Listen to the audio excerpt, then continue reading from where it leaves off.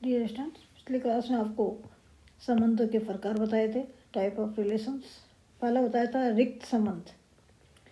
यदि ए और बी अरिक्त समुच्चय हैं तो आप देख रहे हैं कि फाई जो कि ए क्रॉस बी का उपसमुच्चय है, ये आपका ए से बी में आपका क्या कहलाता है? रिक्त संबंध कहलाता है। ऐसे आप देख रहे हैं ए और बी अरिक्त समुच्चय हैं तो ए क्रॉस बी का उपसमुच्चय होता है। तो ये ए क्रॉस बी है, ए से बी में आपका सार्वत्रिक संबंध कहलाता है। तो ए क्रॉस बी है वो सार्वत्रिक संबंध है और फाई है वो आपका रिक्त संबंध है। तीसरा आपको बताया था तत्समक संबंध। आइए जिसके अंदर ordered pair A B type के अवयव हैं for all A elements of A, जो कि ए क्रॉस ए का उपसमुच्चय है, ये आपका ए पर तत्समक संबंध कहलाता है। ए पर क्या कहलाता है? तत्समक संबंध।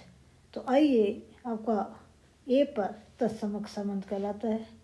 अंत में बताया था समतुल्य संबंध for all A elements of A के लिए, जहाँ ए अरिक्त समुच्चय है। ऑर्डर्ड पेयर ए बी है वो आर का अवयव है, आर ए क्रॉस ए का उपसमुच्चय है।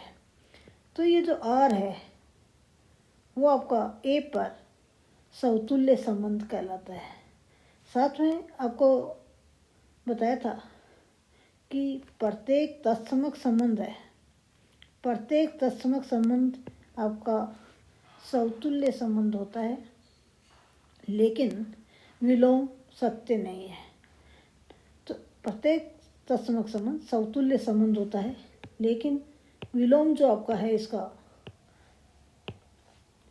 समतुल्य संबंध वो तत्समक हो ये नहीं होता है। ये चीज़ें पिछली क्लास में बताई थी और उससे संबंधित एक दो एग्जाम्पल्स भी आपको बताए थे। आज अपन एक और टाइप अपन देखेंगे, वो है आपका है सम्मित संबंध। नेक्स्ट आपका है सम्मित संबंध। Symmetric relation, symmetric relation.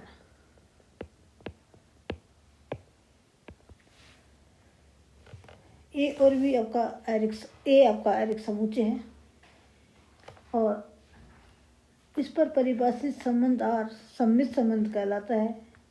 यदि ए और बी एलिमेंट्स ऑफ ए के लिए ordered pair A B R का अवयव है तो बी ए बी आर का अवयव होगा। तो अरिक्त समुच्चय ए पर परिभाषित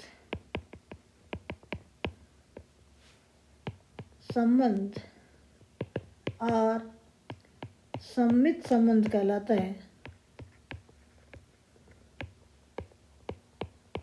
है यदि ए और बी एलिमेंट्स ऑफ ए के लिए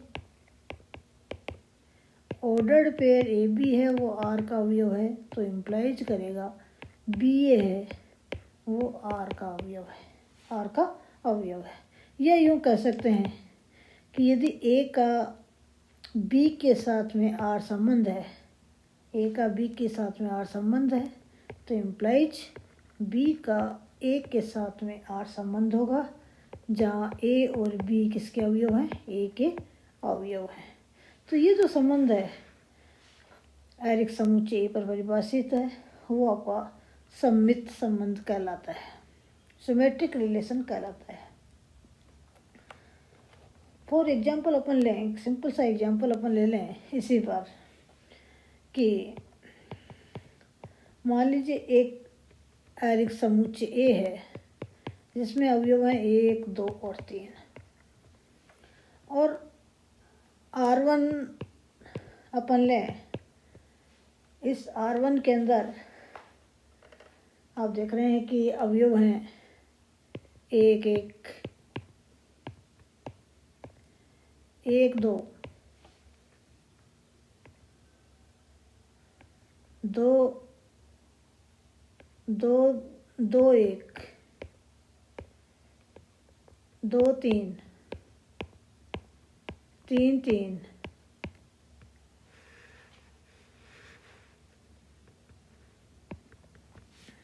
दूसरा संबंध R2 है।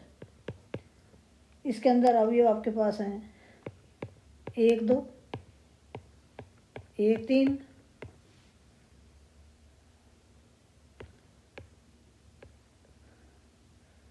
2 1 2 2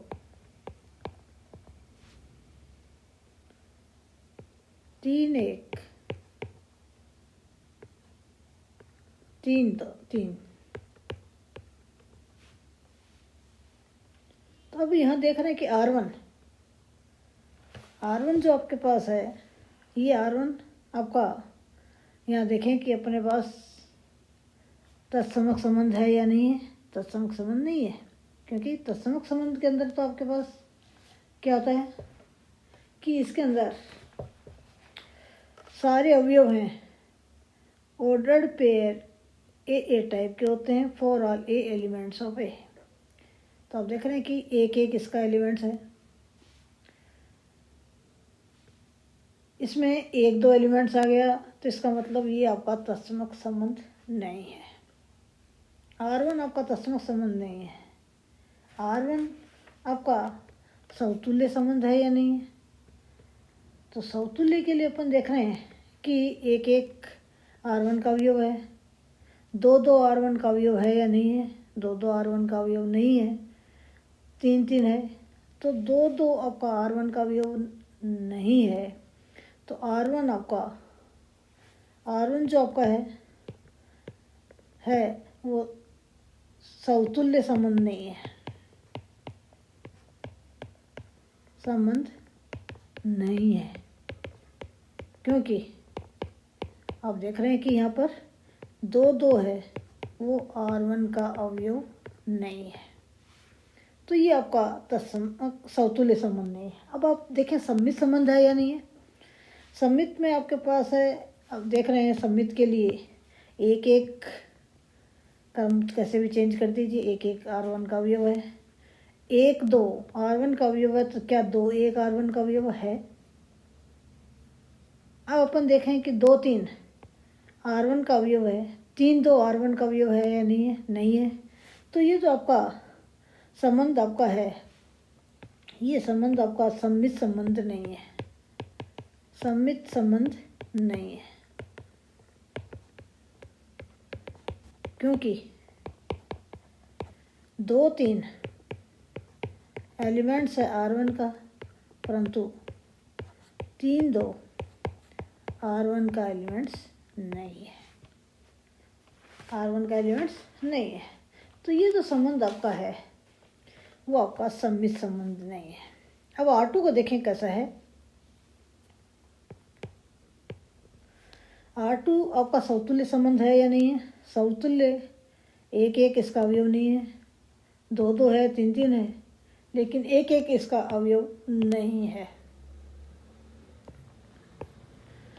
तो ये जो R1 आपका R2 है वो आपका समतुल्य संबंध नहीं है, संबंध नहीं है, क्योंकि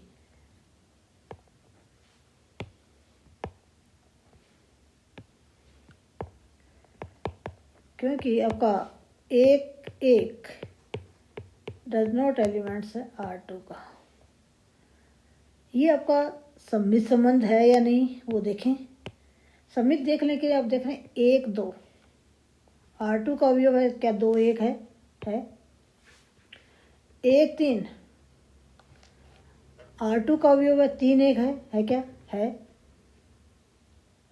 2 1 1 2 2 2 है, कोई दिक्कत नहीं है। 3 3 कोई दिक्कत नहीं है। तो ये आप देख रहे हैं कि ये आपका संबंध आपका है वो आपका सम्मित संबंध है, सम्मित संबंध है।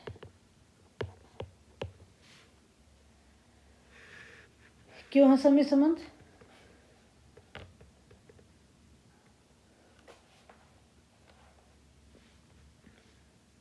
क्योंकि ए बी आपका R2 का अवयव है तो इम्प्लाइज बी ए है वो भी R2 का अवयव है। फॉर ऑल जहाँ ए और बी किसके अवयव हैं, ए और बी आपके अवयव हैं किसके, समुच्चय ए के अवयव हैं। ए और बी का मान एक, दोनों सेम भी हो सकते हैं, एक भी हो सकता है, दो भी हो सकते हैं, तीन भी हो सकते हैं, एक अलग अलग भी हो सकते हैं। ये नहीं कि समान हो या नहीं हो। तो ये जो संबंध आपका है R2 है वो सममित संबंध है। अब इसी पर एक प्रमेय करते हैं सममित संबंध पर।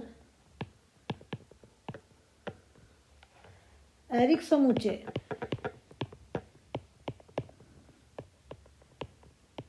समुच्चय ए पर परिभाषित कोई संबंध R एक सममित संबंध होता है यदि और केवल यदि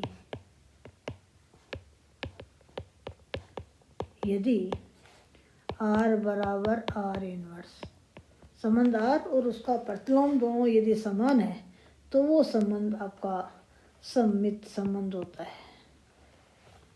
जैसे अपन ने अभी एग्जाम्पल देखा था R2, इसका प्रतिलोम निकालें तो देखेंगे वो R2 के बराबर ही आएगा, तो ये सममित संबंध है। अपन इस प्रमेय द्वारा भी अपन देखेंगे। फर्स्ट अपन ये ले लें कि R आपका सममित संबंध है और उसके बाद में अपन दिखा दें कि R बराबर R इनवर्स। R बराबर R इनवर्स मतलब R का प्रत्येक अवयव R इनवर्स में है, R1 का प्रत्येक अवयव R में है।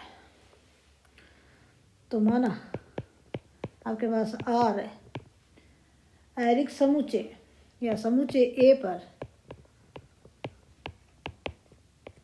पर एक सममित संबंध है, सममित संबंध है। अपन क्या दिखाएंगे, R बराबर R इनवर्स। तब सममित संबंध की परिभाषा से ए और बी एलिमेंट्स ऑफ ए के लिए ए बी है वो R का अवयव है, ए बी R का अवयव है तो इम्प्लाइज बी ए है किसका अवयव है, R का अवयव है। बी ए R का अवयव है तो प्रतिलोम की परिभाषा से ए बी है वो R इनवर्स का अवयव होगा। प्रतिलोम संबंध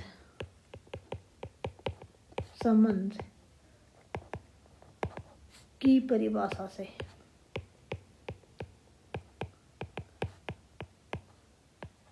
प्रतिलोम संबंध की परिभाषा कहती है कि यदि ऑर्डर्ड पेयर बी ए R का अवयव है तो इस ए बी है वो R इनवर्स का अवयव होता है। इनका क्रम बदलना है, पहले वाले को दूसरी जगह, दूसरे वाले को पहली जगह, इन दोनों का क्रम बदलने पर वो प्रतिलोम संबंध R इनवर्स का अवयव बन जाता है, R का अवयव। तो अपन देख रहे हैं कि ए बी R का अवयव है तो ए बी R इनवर्स का अवयव है, अतः R सबसेट है R इनवर्स का नंबर 1। पुनः दूसरे अवयव ए और बी की जगह दूसरे ले लो, सी और डी एलिमेंट्स ऑफ ए के लिए अब R इनवर्स का अवयव लेके चलेंगे। सी डी R इनवर्स का अवयव है तो इम्प्लाइज डी सी किसका अवयव होगा, R का अवयव होगा। डी सी R का अवयव है और R आपका सममित संबंध है तो सी डी किसका अवयव होगा, R का अवयव होगा। सिंस R सममित संबंध है, कैसा संबंध है, सममित संबंध है, सममित संबंध है तो सी डी R का अवयव हो गया। तो अपन ने देखा कि सी डी R इनवर्स का अवयव है, सी डी R का अवयव हो गया, अतः R इनवर्स सबसेट है R का नंबर 2।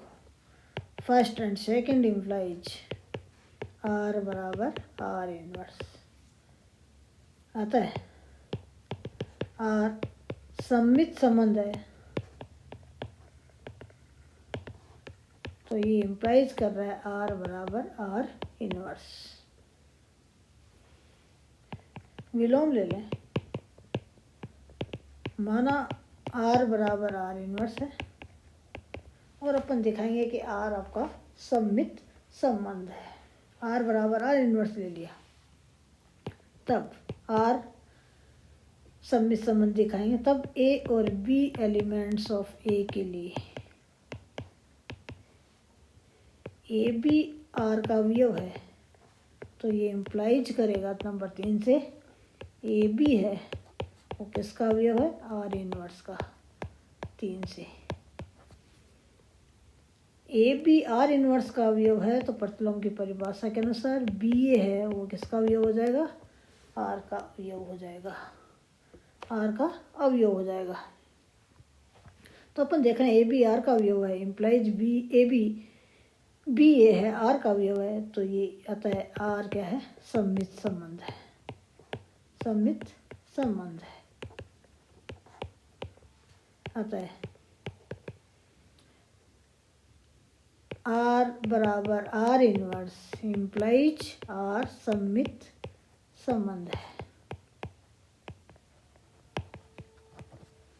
एक तो अपन ने ये देखा ये पार्ट, दूसरा अपन ने ये देख लिया, और इन दोनों को एक साथ में लिख दें तो अपन कहेंगे फलतः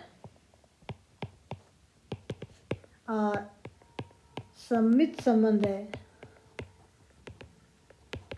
किस पर, समुच्चय ए पर, यदि और केवल यदि आर बराबर आर इनवर्स।